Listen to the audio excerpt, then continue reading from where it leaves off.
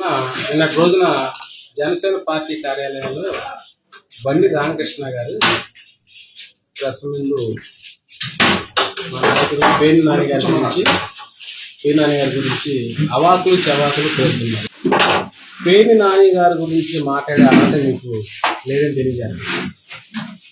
ఎందుకంటే మీరు ఇప్పుడే వచ్చారు రాజకీయంలోకి, ఇప్పుడు చిన్న పదవి ఇచ్చారు, దానికి తగ్గట్టుగా మీరు ఆ పదవిని ప్రజలకు ఎలా ఉపయోగించాలో ఆలోచించుకోండి.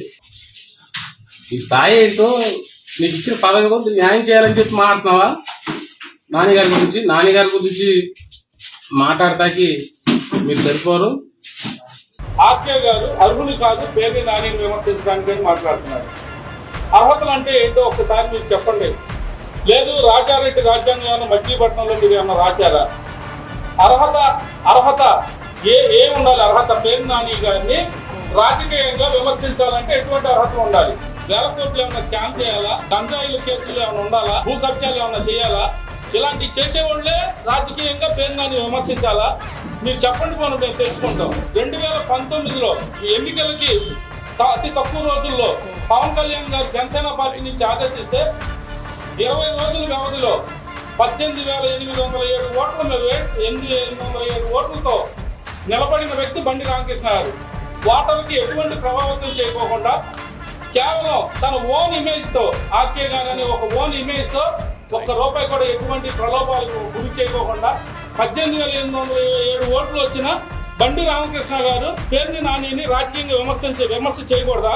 ఆయన మీలాగా వ్యక్తిగతంగా ఏమన్నా విమర్శ చేశారా?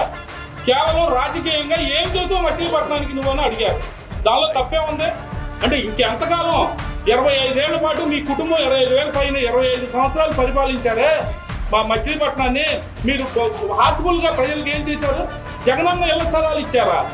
100కి 85 మంది ఏడుస్తున్నారు. ఇవాళ 39 లక్షల రూపాయలు పెట్టి మీరు ఎకరం 39 లక్షలు పెట్టి నగర శివారులో ఉప్పు నీళ్ళు పడే భూముల్లో మీరు 39 లక్షలు 42 లక్షలు పెట్టి వ్యవసాయ ఎకరాలు కొని వారికి భూములు ఇస్తే మీకు ఒక సెంటు పడితే 50,000 60,000 పడుద్ది మీకు. కానీ దాన్ని 5 లక్షల రూపాయలు విలువ చేసే ప్లాట్ అని చెప్పారు ఆ రోజుల్లో. కానీ ఒక్కొక్కడు 6 లక్షలు 7 లక్షలు పెట్టి అక్కడ రకరకాలుగా గోడలు లేపుకుని ఆళ్ళు లేపుకుని ఉంటే ఇవాళ అక్కడ ఉండలేక, అది వదులుకోలేక ఏం చేయాలో అర్థం కాక ఏడుస్తున్నారు. వాళ్ళ ఉసురు మీకు తగలరా? రాజకీయంగా మీరు చేసే ఎన్ని దిక్కుమాల పనులు దాన్ని ప్రశ్నిస్తే అర్హత ఏంటి?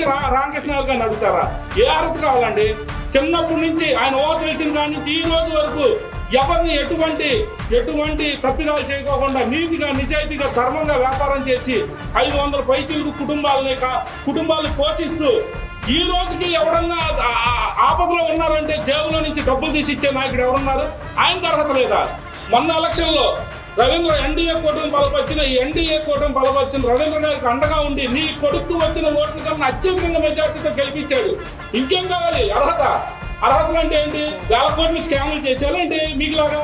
అలాంటి ఆర్కే గారి గురించి నువ్వు ఇష్టానుసారంగా మీరు కనుక మాట్లాడితే అర్హత లేదని మీరు అంటే దాని పర్యవసానాలు చాలా ఘోరంగా ఉంటాయి.